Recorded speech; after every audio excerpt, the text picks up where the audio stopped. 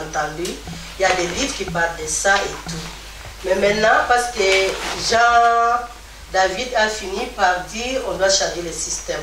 Maintenant, en tant que la jeunesse congolaise et vivant en Occident, comment le Congo peut sortir de ce système?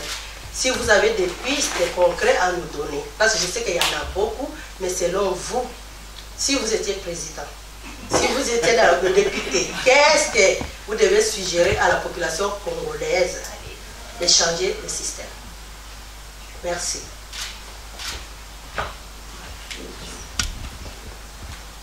Alors, oui, merci beaucoup, très bonne question. Et je crois qu'on peut diviser cette question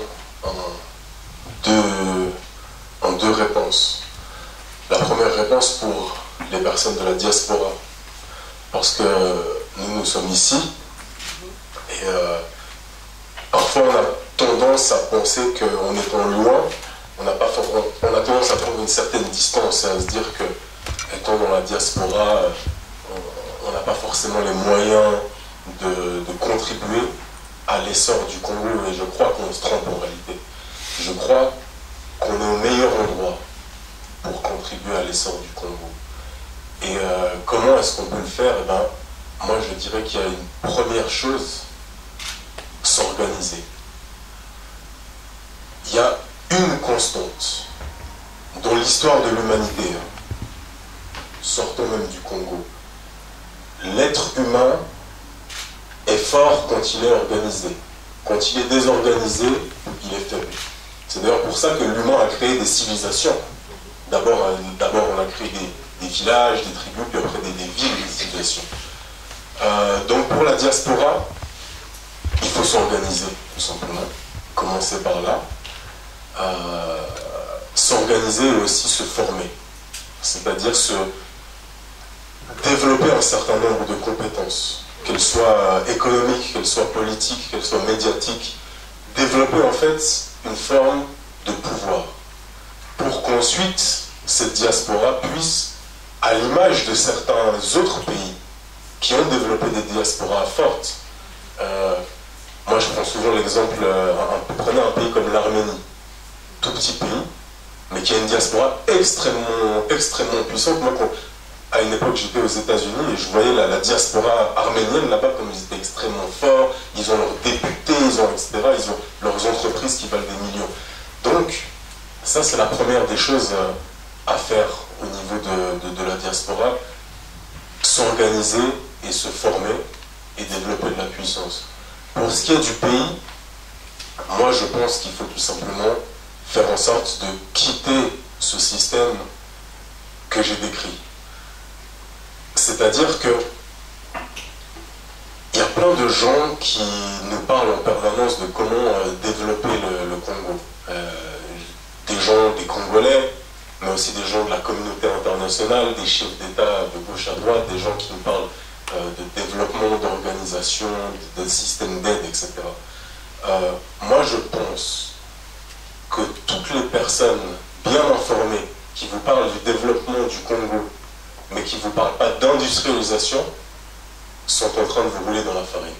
Parce qu'il ne peut pas y avoir de développement du Congo sans industrialisation. Parce que l'industrialisation, c'est quoi? C'est le fait de commencer à refuser justement que le reste du monde prenne nos ressources pour aller s'industrialiser eux avec, pour que le Congo puisse s'industrialiser, créer des usines, créer de l'emploi, donner du travail à sa population et créer de la puissance économique, créer de la richesse tout simplement. Parce que c'est comme ça que le système est fait. Donc moi je pense que la priorité au Congo, c'est de mettre en place des politiques d'industrialisation à gauche et à droite, et c'est de faire en sorte que les choses, qu'on puisse en fait casser ce système tout simplement.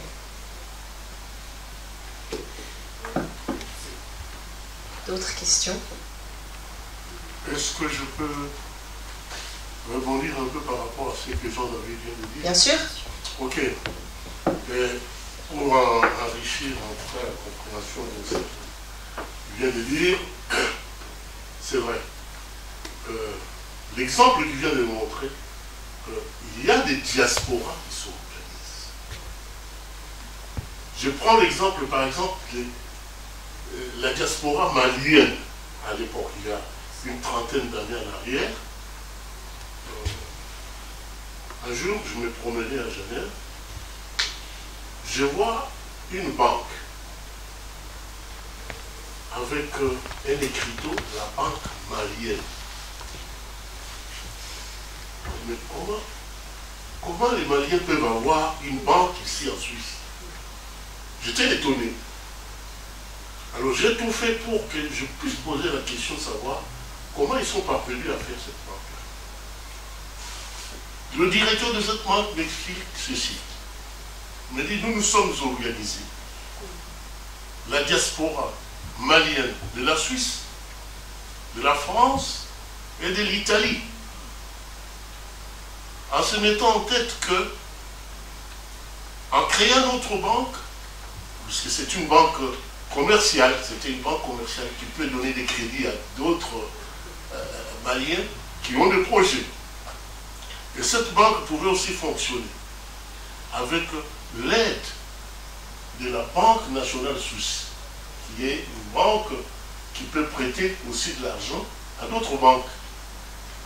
Et je me suis posé la question, comment est-ce que nous, les Congolais, nous étions encore du temps du Zaïre, comment est-ce que nous, Zaïrois, on ne peut pas faire, on ne peut pas s'inspirer de cet exemple-là malien? C'est pour dire que ce que Jean-David vient de dire, que nous pouvons nous organiser. Mais ça fait des années qu'on essaie de nous organiser, mais ça part toujours en cacahuète. Mais on se pose la question, qu'est-ce qui fait qu'on n'arrive pas, nous, Congolais, actuellement, qui avons d'ailleurs, il faut le dire, une diaspora la plus vraiment nombreuse, il faut le dire, hein, partout. Nous sommes presque 7 millions, hein, c'est un peu ce que à travers le monde. Donc, déjà avec ce nombre-là, c'est déjà une puissance terrible, si on peut s'organiser. Mais on n'arrive pas. C'est là où on va poser la question à Jonathan, sur le plan sociologique. Comment on n'arrive pas à pouvoir, en tout cas, nous articuler nous-mêmes à travers la diaspora suisse, Belgique, partout, et tout ça, États-Unis? C'est ça le problème.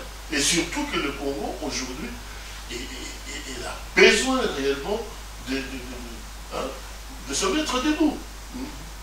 Voilà. Et d'autre part, il y a l'intérieur du pays. J'appuie encore sur ce que Jean-David a dit. Il faut arriver à industrialiser le Congo. Mais on ne peut pas industrialiser le Congo avec un système qui est pernicieux. Voilà.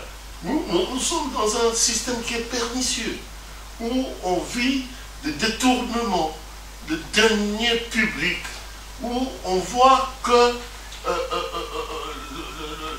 le système actuel ne se soucie même pas à procurer un bien-être à la population. Une population qui manque de l'eau, une population qui manque l'électricité, une population qui n'a pas vraiment accès à des soins de santé vraiment adéquats.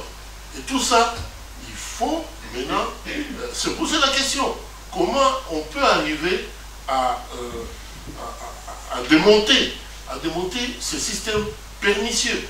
C'est à vous les jeunes, maintenant, imaginez tout ça, quelles sont les solutions pour notre pays. La question, moi, c'est pas une question, c'est pour répondre à papa. Là, il a dit, ouais, c'est pas une question, c'est pour répondre aussi de ce qu'il vient de dire. Pourquoi nous, les Congolais, en particulier les Africains, on n'arrive pas à s'organiser? Parce qu'on se manque de confiance entre nous. Manque de confiance. Je donne un exemple. Une fois, j'ai regardé sur YouTube, au Canada, il y a la communauté camerounaise qui s'achète des maisons. Ils font, nous au Congo, on dit l'Ikilemba. Et ils disent tontine. Par exemple, les hommes, ils mettent l'argent, après un mois, c'est celui-là pour acheter des maisons. Maintenant, je pose la question à ma soeur qui est aux États-Unis, je dis, mais pourquoi vous ne faites pas? Parce que vous avez l'opportunité d'acheter les maisons. Elle me dit ça. Une fois, ils étaient 10 Congolais, plus de 10, pour acheter les maisons, mais il y a tout le monde qui voulait prendre la première place. Ah, moi je vais prendre la première place. Si par exemple aujourd'hui il m'arrivait quelque chose, comment je vais prendre l'argent? Donc bref, pour moi, c'est manque de confiance entre nous. On ne se fait pas confiance, on a peur. Quand on s'organise pour ça, l'argent qui va prendre ça, comment ils vont gérer? Donc, avec la génération future actuelle, moi je pense qu'il ne faut pas suivre l'exemple de nos pères. Il faut se faire confiance et s'organiser si nous voulons que le Congo aille de l'avant. Moi je pense que c'est ça ma petite intervention. Merci pour la parole. Bon, moi je vais vraiment avoir faire une intervention qui n'a rien à voir avec la diaspora parce que je ne suis pas de la diaspora. Moi j'habite au Congo, je suis juste de passage ici. Alors, je vais aller un peu plus du côté sociologique. C'est le couteau qui dort à côté de l'animal. Je ne comprends pas bien la métaphore, mais bon, quand même. Oui. Donc, moi, c'est vraiment, je vais un peu plus aller du côté sociologique. Je suis d'accord qu'on a dit le système ne fonctionne pas. Mais si le système ne fonctionne pas, moi, je dirais aux Congolais ou aux Africains en général, on se prend à nous-mêmes de nous prendre en charge. Se prendre en charge, par exemple, c'est quoi? On a parlé parmi les questions sociologiques soulevées par Jonathan, je crois, il parlait du système éducatif qui ne marche pas. Mais le système éducatif, on a tendance, un peu plus au pays, à penser que le système éducatif ne repose que sur les écoles. Et ça doit commencer à la maison. En tout cas, moi, je sais que ce soit au Congo, au pays, que ce soit dans la diaspora, l'éducation par les parents est vraiment... oui, ça a beaucoup baissé. Les parents, beaucoup de parents, ont un peu relâché l'éducation de leurs enfants. Mais si on dit le système éducatif est par terre, s'il faut repenser le système, ça doit commencer par nos maisons. L'éducation des enfants doit commencer par les parents à la maison. Prenons seulement, je vais attaquer un peu la diaspora. Hein. Prenons à Kinshasa. Moi, je suis juste de passage ici, en tout cas. Je rentre au Congo la semaine prochaine. J'ai des voisins, par exemple, qui ils disent comme ça que si, à chaque fin du mois, ils doivent recevoir de l'argent de leurs parents qui sont en France, en Belgique. Et s'ils ne reçoivent pas ça, ils ne mangent pas. Mais pourquoi vous envoyez de l'argent aux gens pour manger chaque jour? Les Chinois disent, au lieu de me donner à manger, apprends-moi à pêcher. Mais n'envoyez pas de l'argent pour manger chaque jour. Apprenez-leur à pêcher. C'était vraiment juste une parenthèse pour dire que bon, les systèmes, c'est pas seulement... Moi, je ne vois même pas la politique, les systèmes économiques et tout ça, mais dans les petites choses. Essayons nous-mêmes de changer le système. Je ne peux pas comprendre que chaque jour, si mon oncle, mon frère qui est en Belgique, en France, n'a pas envoyé d'argent, je ne sais pas manger. Alors que je suis valide, j'ai mes mains, mais apprenez à vos frères et sœurs, vos neveux à travailler. Apprenez aux enfants que s'ils ne travaillent pas, ils ne peuvent pas manger. C'est déjà ça qu'il faut changer. C'était vraiment juste facile. Merci. Est-ce que vous voulez répondre? Déjà, peut-être aux intervenants de répondre en fait à la question. Je voudrais encore rebondir. C'est vrai. C'est vrai, d'ailleurs, l'adage est juste. Apprends-moi à pêcher. Comme ça, hein, je vais me débrouiller. C'est vrai. Mais pourquoi nous envoyons l'argent?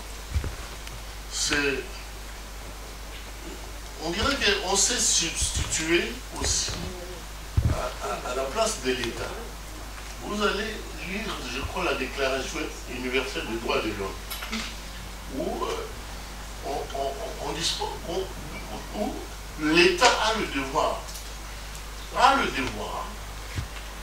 de s'occuper de la santé de son population, a le devoir de nourrir la population, voire même de le vêtir. Et là, il faut dire que c'est l'État qui est maintenant vraiment démissionnaire de son vrai rôle de gérer donc son peuple. Il faut le dire. Et On parle aussi de l'éducation, c'est ma fille qui a parlé de l'éducation. C'est vous-même. Hein?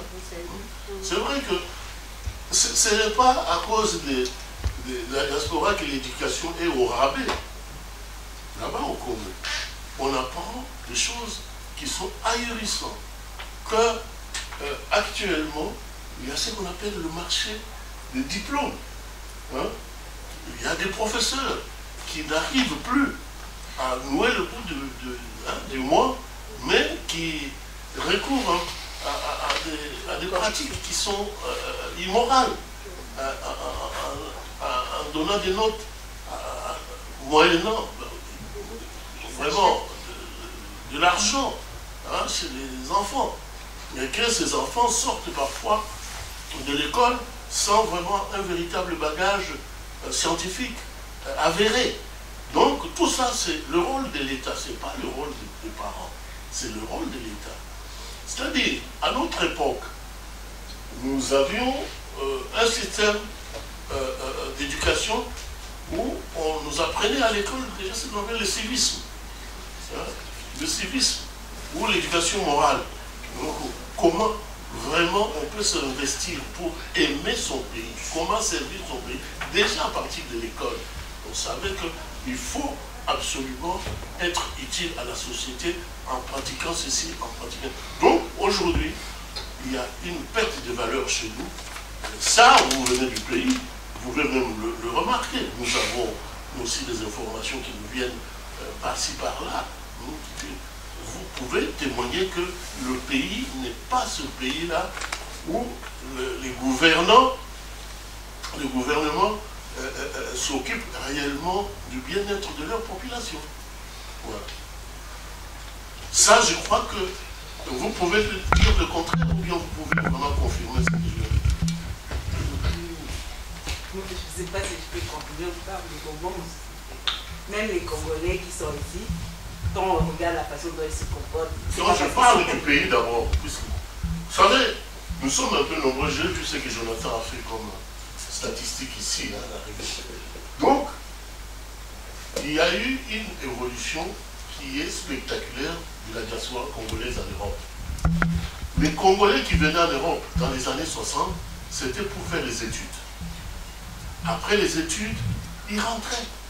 Et quand ils rentraient, ils se mettaient carrément au service du pays.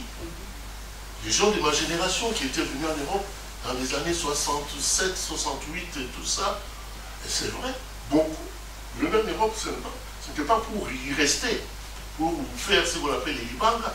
Non, ils rentraient au pays pour aller servir, donc, le pays.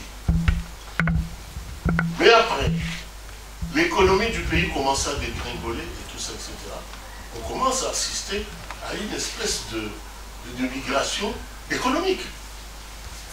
Beaucoup disaient, bon, donc la vie, au lieu de la chercher chez vous, ils allaient maintenant ailleurs pour aller chercher cette vie. Beaucoup y restaient, et longtemps, et je peux le dire jusqu'aujourd'hui. Et c'est pour montrer effectivement pourquoi le pays est devenu ce qu'il est. Ça veut dire qu'il y a eu carrément des dirigeants de ce pays qui ont démissionné face à leur devoir. Je viens d'apprendre encore, il y a 2-3 jours, qu'il y a eu un détournement encore spectaculaire d'argent de l'État par les gens qui sont au pouvoir. On va interpeller, je ne sais pas, le ministre du Transport, tout ça, à qui on avait accordé un crédit, si ce n'est pas de 5 millions pour réhabiliter, si c'est un aéroport quelque part. Cet aéroport n'a jamais été réhabilité. Et où se trouve l'argent? Il y a eu un détournement de 300 millions de dollars. On reviendra sur ça. Hein? Question de rester un peu sur le thème d'aujourd'hui. Je tiens simplement à nous signaler que c'est vrai que quand c'est trop long, c'est aussi fatigant, il faut des fois donner du goût pour encourager la prochaine édition. Donc, gérons vraiment le temps parce qu'après on aura un cocktail, peut-être on pourra échanger dans les couloirs. C'est tellement intéressant de savoir l'importance, ça fait sentir l'importance mais on continue les questions peut-être dans 10-15 minutes, on pourra arrêter. Moi-même, je pourrais aussi rebondir, mais je donne d'abord la parole à ceux qui ont le Très rapidement, je voulais juste... Tu veux prendre d'abord la question comme ça, peut-être que ça serait tout.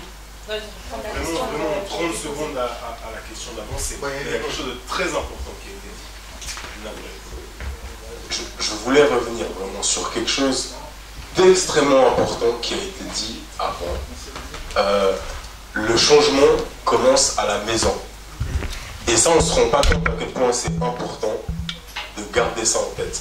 Parce que au Congo et comme dans beaucoup de pays africains, je crois qu'on a un problème qui est, on a un peu le complexe du sauveur.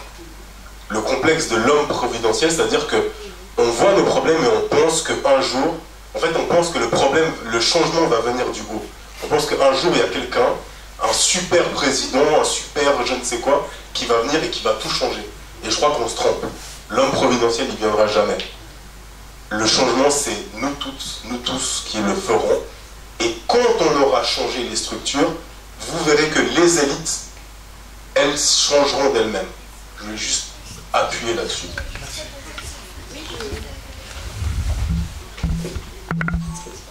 Merci beaucoup. Après, j'ai une question.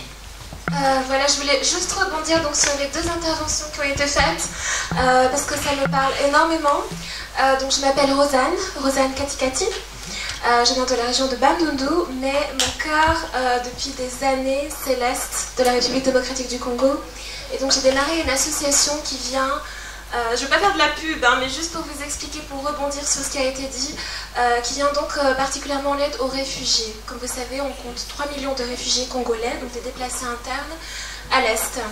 Et en fait, ça m'a beaucoup touché ce que vous avez dit, parce que j'ai même un flyer ici qui reprend un peu ce que vous avez dit. J'ai juste pas voulu reprendre exactement parce que c'est une référence de Lao Tzu, qui est chinois, et bon, la Chine, bon. Mais c'est écrit « Investir dans l'homme, c'est investir dans l'avenir ». Offre un fruit à un homme, ça le nourrira une journée. Aide-le à planter un arbre, ça le nourrira toute sa vie. Et en fait, moi, ce qui m'a toujours inspiré dans nos frères congolais qui sont à l'Est, c'est leur volonté de s'en sortir. Les gens qui sont là-bas ne demandent pas la pitié des gens, ils demandent à avoir un travail. Là, actuellement, on a lancé une école qui soutient 850 élèves, pour la plupart des enfants qui viennent de camps de réfugiés. Et comment est-ce qu'on a essayé de faire pour l'autonomisation des personnes, et notamment de leurs parents, qui pour la plupart étaient des agriculteurs, et qui ne demandent qu'à travailler, mais qui n'ont plus l'accès à leurs champs, sans leur permettant de travailler. Ils ne demandent pas l'argent, ils ne demandent pas la pitié des gens, tout ce qu'ils veulent, c'est travailler. Donc j'ai trouvé ça très intéressant ce que vous avez dit, permettre en fait aux gens de travailler, d'être autonomes, de ne pas être dépendants, de ne pas être dans la, comment on va dire ça, l'assistanat. Et je pense que c'est une des clés, parce que c'est vrai, moi je trouve que ça me ferait rêver d'avoir Tesla qui serait obligé d'employer des Congolais, d'avoir des industries au Congo. Mais en attendant, comme disait quelqu'un, il faut commencer par les petites choses. Et je pense que aider les gens avec du travail, c'est une des clés. Voilà. Alors, j'ai une question. Je peux venir pour ma question. Moi, je viens vers toi. Ouais. Voilà. Merci. Là, je me mets comme intervenant, comme société civile. Cher conférencier, il y a un mot qui est revenu souvent, je reviendrai à la fin, la nécessité de s'organiser. Ça serait ma conclusion à la fin, si Jocelyne et Didier vont le permettre. Parce que je vous prendrai pour action économique. Jean-David qui a parlé de l'économie, je commencerai par là. Aujourd'hui, une entreprise, c'est quoi? C'est le capital, c'est la main-d'œuvre, c'est la terre. Nous sommes d'accord. Commençons par ici au niveau local. Je ne parle pas encore de la RDC. Nous qui sommes ici en diaspora. Vous connaissez le système suisse à 3 piliers. L'AVS, deuxième pilier, et éventuellement, troisième pilier. À moins que je me trompe. Là, je vous parle en tant que syndicaliste et économiste. Le deuxième pilier, aujourd'hui, beaucoup de nos aînés de la génération de notre Baoba, Paul Kaumbu, moi je l'appelle, on avait trouvé un mot, Didier, qu'on avait trouvé, qu'on attribuait au VE, c'est plus qu'une légende. Oh, c'est trop d'honneur. Oui, vous méritez. Aujourd'hui, nos parents, ceux qui ont travaillé ici en Suisse, la majorité, ils sortent, nous connaissons le système, leur deuxième pilier. Ok? En Suisse, pour bénéficier de ces 100%, il faut bosser au moins 44 ans. On est d'accord? Or, beaucoup de nos aînés, de nous autres, on est venus à l'âge adulte. Donc, le minimum qu'on pourrait sortir un peu dans nos deuxième pilier, c'est à peu près dans les 200 000. Si vraiment vous voulez sortir votre deuxième pilier, ça nage entre 150 000 et 200 000. D'accord? Ce sont des élites qui sont là. Il y a un sociologue, il y a qui est un politologue, et ils sont nombreux. Hein? Les économistes, il y a une qui se cache, je ne sais pas où est-ce qu'elle est. Aurélie, elle est où? Elle doit se trouver quelque part. Et la commission interdisciplinaire fait son travail. On est en train de les répertorier tous. Je vais sur les économistes. Imaginez 10 par an. Je ne dis pas 100. 10 par an. Parce qu'en Suisse, on travaille. Hein? Ici, ce n'est pas la France ni la Belgique. Ici, aussi. Voilà. 10 par an qui sortent 200 000 le deuxième pilier. Ça nous fera combien? Non, il faut parler fort, il ne faut pas avoir honte. Faut pas avoir honte. 2 millions. Vous avez parlé d'une banque. J'ai pris 10 ans, c'est ça. S'ils étaient 100 à sortir 200 000, est-ce que c'était possible de créer une banque ici en Suisse qui pourra ensuite redonner des crédits pour investir et créer les ponts avec les pays? À vous de réfléchir. Deuxièmement, sociologue. On a eu beaucoup de discussions avec lui. Nous sommes tombés d'accord avec lui sur le fait que l'éducation a un rôle à jouer. Vous avez raison. Je suis un ancien conseiller de la présidence. On m'avait donné la mission de savoir où se trouve. Voilà, ce n'est pas cette présidence. Hein. Je n'ai pas honte de dire que je suis la génération Mobutu. Mobutu, j'ai vu Mouzé, tout ça. On m'a donné une fois la mission de savoir d'où vient l'inconscience et l'irresponsabilité de l'homme congolais. Évidemment, dans le système éducatif, il n'y a pas que l'école. Nous, quand on grandissait, on avait des clubs du quartier, on avait des associations, on avait même des églises qui devaient participer à l'éducation. Ben, aujourd'hui, je confirme ce que dit notre service ici, le système est défectué, voire périmé. Moi, j'ai fait la section commerciale. Je ne peux pas comprendre que jusqu'à aujourd'hui, il y a encore ce nom d'actifs à l'école. Alors qu'ici, on parle de l'anglais et de la... C'est quoi votre système? L'informatique. Je ne peux pas comprendre ça. Pourquoi on ne doit pas évoluer? Donc, il faut être pragmatique. Et puis, il y a quelque part là où je ne suis pas tout à fait d'accord, mais à moitié, à partie d'accord avec le vieux, quand on parle de l'État. Moi, je dis, s'il y a les mal que le système Mobutu nous a légués, c'est de nous faire croire que l'État, c'était le gouvernement. Quand je suis arrivé en Europe, j'ai vu que l'État, c'était les citoyens. Ce n'était pas le gouvernement. Parce qu'il suffit d'un rien dans cette salle, pour que la police vienne, il faut qu'il y ait un citoyen qui signale à la police. Qu'est-ce que nous faisons de notre pays? Donc, soyons pragmatiques. Déjà, aujourd'hui, combien sont là? Ce sont nos enfants, ce sont nos gens, on a grandi ensemble, on les a vus naître, ainsi de suite. Moi, je félicite les parents qui sont là, qui sont venus soutenir les enfants. Je félicite les amis, les jeunes qui est là. Oui, prenez courage, allez-y. J'en profite pour annoncer que la série va continuer. Cette table-là sera toujours comme ça. On attend aussi les filles. Levez-vous. Il n'y a pas que les garçons. Il n'y a pas que les machos. Vous êtes d'accord avec moi? Donc, on m'avait annoncé que la prochaine serait Aurélie, bien qu'elle est en déplacement. Mais les filles, s'il vous plaît, n'hésitez pas. Si les filles commencent à parler, oui, il faut avoir peur. Hein. N'hésitez pas, venez, on en a besoin. Parce qu'il y a une qui est déjà passée ici, présenter son livre. Ah oui, la femme.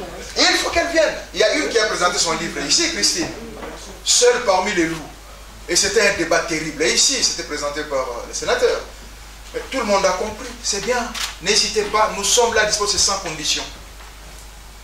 Je parlerai beaucoup, mais je vais conclure à la fin pour vous prendre le mot. Mais c'est important. N'oubliez pas qu'il y a quelque chose à côté. Mais à la fin, il y aura une annonce très importante à vous faire. Surtout qu'il y a l'école à côté. Bonjour à tous. Je suis M. Ngimbi, le secrétaire de la communauté congolaise de Renan. Et Ouest Lausanne. Et Ouest Lausanne. Excusez-moi, merci beaucoup pour la précision. Tout à l'heure, je suis intervenu quand Moutapolo parlait de... Quand je parle de Moutapolo dans Takaumbo, l'appelle Mbuta parce que il est Mbuta quoi, par rapport à moi.